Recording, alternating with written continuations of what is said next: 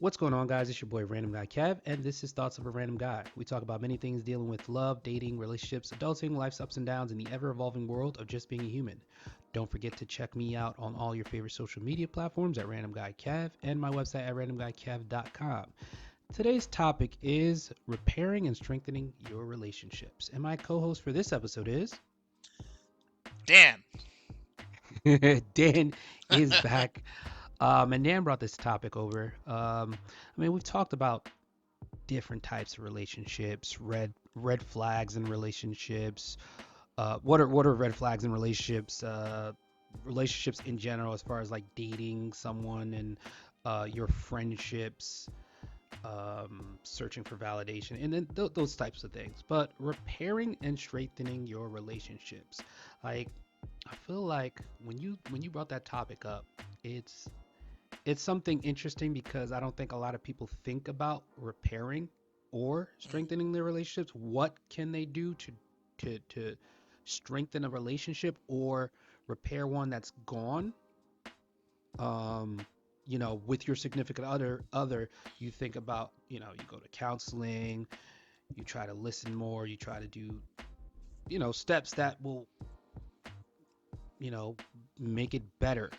But, we're talking about the overall, not just your relationship with your significant other, but, family relationships, friendships that you've had forever.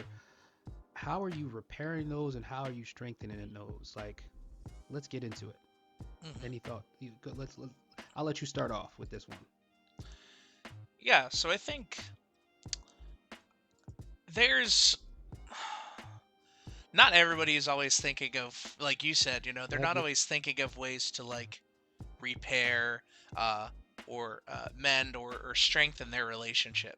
And, you know, all of the one of the inevitable thing that's going to happen in any relationship is you need to one of the things you have to accept is that you're inevitably going to do something intentionally or unintentionally that is going to hurt your partner. It may not be a serious hurt, or it may make them feel some kind of way that might not be positive, but one of the things you have to do is like accepting that. And when I first was like dating and relationships, I was like, if I just avoid this stuff, then it'll never ever happen ever.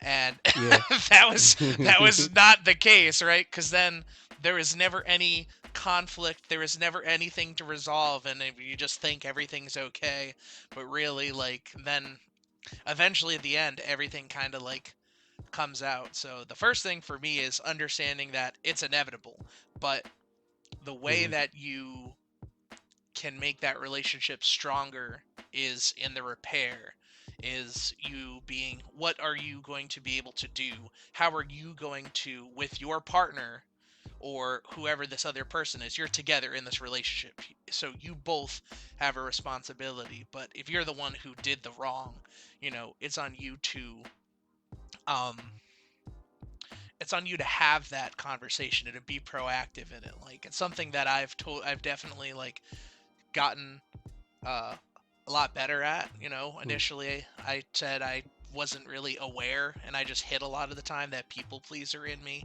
or just wanting to avoid conflict. But um, the way that you strengthen your relationship is leaning into that, because then, you know, it'll help improve the connection that you have with that person, and then it'll just, if you do that over time, it'll just keep growing and growing and growing. Yeah, I think like um when you're talking about, you know, your own faults, you're being accountable, you're taking accountability for your actions. And again, we've talked about this on different episodes in regards to accountability and just identifying where you went wrong somewhere. And sometimes you don't know. You need your other person to kind of tell you like, "Hey, Daniel, like, come on, like, what's up? What is this? Let me know." And sometimes it's like learned behavior that you grew up with. No one checked you on it, and it's like Mm, when somebody finally does check you on it, you're like, "Damn, I didn't realize I did that," and that's crazy. And one of the steps I think to repairing or strengthening your relationship is being vocal. Let's talk about it. Let's talk Mm-hmm. about everything. Let's talk about your, what you like, what you dislike, and then how do we, what's the game plan? What's the action plan after this? Um, People tend to talk at you instead of talking with you when it comes to specific issues that they feel like, hey, you should have already figured this out, and you're an adult, da da da da. I mean, we all go through life different. We all grew up different. We all are raised different. So things that you may find normal, somebody else doesn't find that normal. They think that's okay. Like, I mean, they think that's wrong. So I always go into things giving people the benefit of the doubt. I'll bring it up in discussion, like, hey, let's talk about it, and provide people grace so they understand my point of view and I understand their point of view, because both point of views could be right, Mm-hmm. because we're, Yeah. we're again, we're raised differently. We're raised differently. We went about things different in our lives, and certain things were accepted, and we just move forward from there. But again, it's like that communication, listening to understand and not listening to respond. And I feel like people Mm-hmm. only listen to respond and get their point across instead of listening to understand, which is crazy. And at my big age, I try to I've always tried to listen more, and people try to gauge how I feel based off my reaction. I'm very like nonchalant. I'm chilling Right. because you for me, you only live once, and for you to get mad or you know overexert yourself for an issue that could be easily resolved, I don't feel like you need to. I just be chilling, and and if my person feels a type of way, no, I definitely want to address that and make sure they're Mm-hmm. good. Even if my friends come up to me and be like, hey, Kevin, you made me feel this type of way. um like I like what I feel a type of way because of this situation. I'll listen, like, oh, I apologize for that. I didn't realize it made you feel a type of way, but Mm-hmm. Yeah. I'm speaking my truth. Mm. Yeah. Well, that's so, and that's one of the. It's definitely like the accountability, and also like when you're hearing out this other person, what they're saying about like the way they feel about something isn't meant to tell you that you're like a terrible, which is something that I had to deal with. Like, I'm not a terrible person because Yeah. I did something that made this person feel that way. And so I the what I've learned sometimes is the feelings that we have or our emotions aren't always necessarily rational, but they're still real. So, your goal as a partner or as somebody in a mutual relationship, like, you want to validate those feelings of that other person. Be like, oh, I didn't think of it that way. I'm sorry that, that's really hard to maybe particularly have to like deal with that. And then, finding a way to finding a way to respond to them that is going to make them feel like they're being listened to and heard, because that's what everybody really wants. They like want to be heard. And you obviously, as the other side of it, you're like, well, you may feel that, but what about, it's like, it's not a competition. Yeah, It's not, we're word. not we're not fighting. It's like, Yeah. it's not a competition. It's, hey, this is what you did, and this is something you did, and this is how I feel about it, uh Yeah, I and mean, and that's the thing. I think for me personally, I'm a white or black type of person. It's not ever a gray area for me. So if you say something, I take that as, oh, you mean that shit with your chest. So Mhm, like, say if somebody was like, oh, I'm done with you, and I'll be like, okay. Like, I'm not gonna ask you why, mhm, because from my point of view, you have a good reason why you're done with me, right. and I accept that. Yes, I could rebuttal and be like, I mean, I could have all the feelings in the world for you, but for you to get to that point and say you're done is like, damn, this was a thought process they really thought about to get to this Mm. point. That you might not And have necessarily been involved in there the whole yeah, time. It was just and like that, something yep, underneath the surface. yeah, and they never really like discussed it further with me, and it was just like, damn, oh, okay, you're done, okay. And like, I keep it moving, and then 9 times out of 10, when they people do say they're done, they just like, they want a reaction from you. They want Mhm. something from Mhm. you.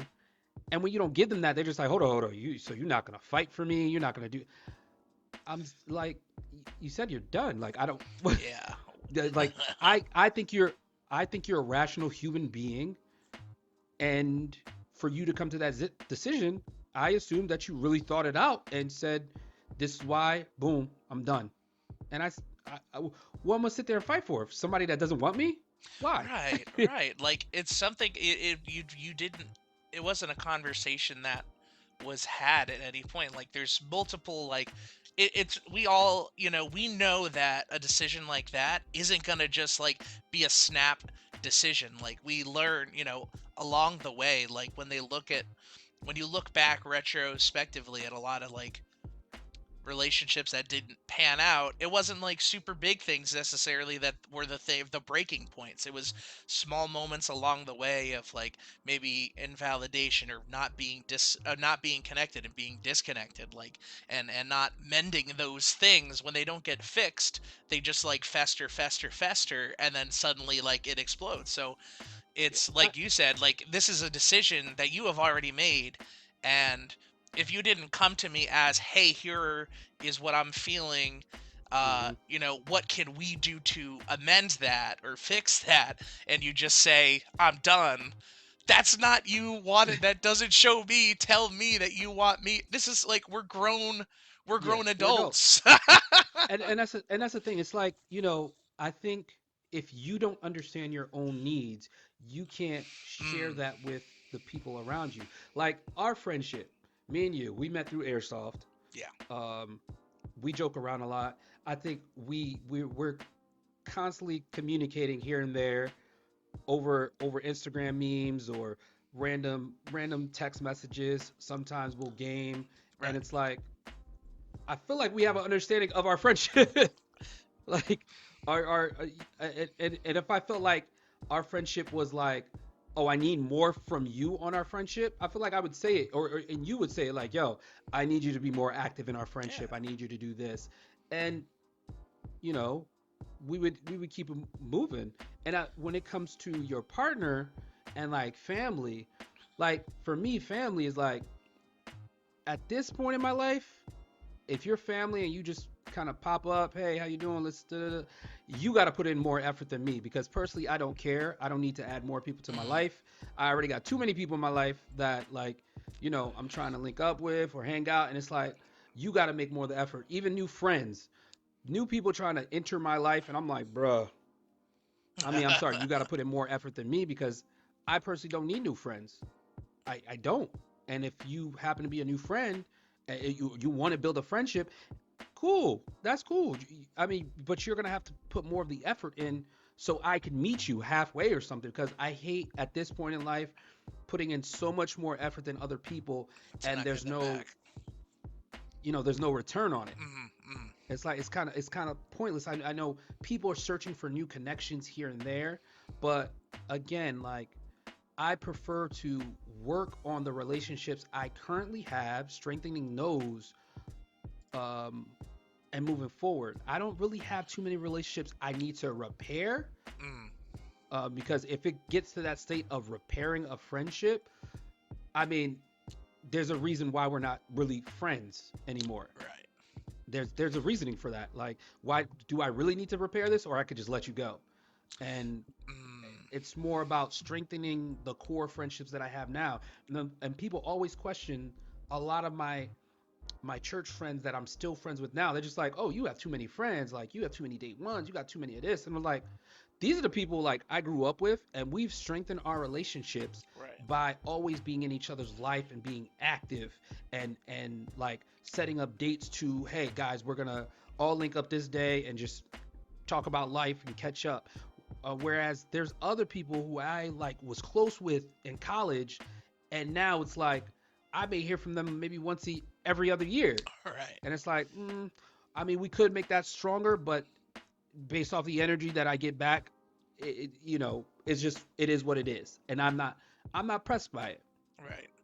It's knowing where to, put your effort in and knowing what relationships can and will be, like fruitful. Like there's totally, there's some connections and friendships that I'm like, yeah, they're fine, but there were in the past 2 years, like there've been a couple of friendships that I've I've accepted the extent to which that relationship is going to be. Like people who I was like used to call my best friends, Hmm. I really took a look at these connections and I was like, oh well, they're doing, they're always bailing on plan, they're always doing all this stuff, and I'm like, I don't even, I need to know, or they never, like I had a really good friend who, um, we've gotten she's gotten a lot better, but like for a while it just felt like it was the her show every time we had a conversation, and then uh in a one day I got vulnerable on a phone call with her, and she was there for me, and I'm like, okay, so there's, there is something that can be salvaged, right? Like we can Yeah. make this relationship, like this friendship work. And so now it's, it's still on the mend, but we're still, there's that growth. And part of it is, like you said, understanding like your own, what your needs are and what that other person's needs are, because they don't always necessarily mesh well together, and that's just like an unfortunate thing. Like some people don't recognize, they make a big deal out of it, but it's like sometimes people just aren't compatible in the way. It's like if you're not willing to, you know, show me that effort, right, that you are willing to put into this friendship or relationship or connection, like why, it's exhausting having to like do that and put yourself out there all the time. Like back when I was like, single and doing like all the online dating, Hmm. like on all the apps and everything, just being like, oh, it feels so exhausting getting to know somebody. But it's like trying to put out all this effort, and sometimes, a lot of the times, when I could feel that that energy wasn't being met, like I'm being proactive in like making plans or starting the conversation, like Yeah. that's not what I wanted. So then my current, girlfriend, like when we started talking on the apps, she was like, oh yeah, she was like, the conversation was great. She was proactive with plans, and so like that was super awesome. But not everybody is willing to meet you with the effort, and that's like the part that isn't very fun. Yeah. Yeah. And I get you on that. It's like meet me halfway, something like. But it's again, it's like it comes back down to how much time people want to invest in you, and like sometimes it's pride. People Mm. want you to engage them first before they engage you, Yeah, and pride can break or make a relationship. absolutely. And people do not put their pride aside to take the steps to repair or strengthen those relationships. They leave it in the other person's hand. Like it should be it's a team effort. It's both of you Mm, mm. together in this relationship, in this friendship, doing things together. And I think that's missed a lot. People think about I and not us, and Right, then be right. like, yeah, nah, I'm good. And it's like, come on, like let's do this together if you really want this. I mean, and I have people that try to come back in my life Mm, after we haven't talked in so long or haven't done anything in a minute, and it's like, I mean, I stopped.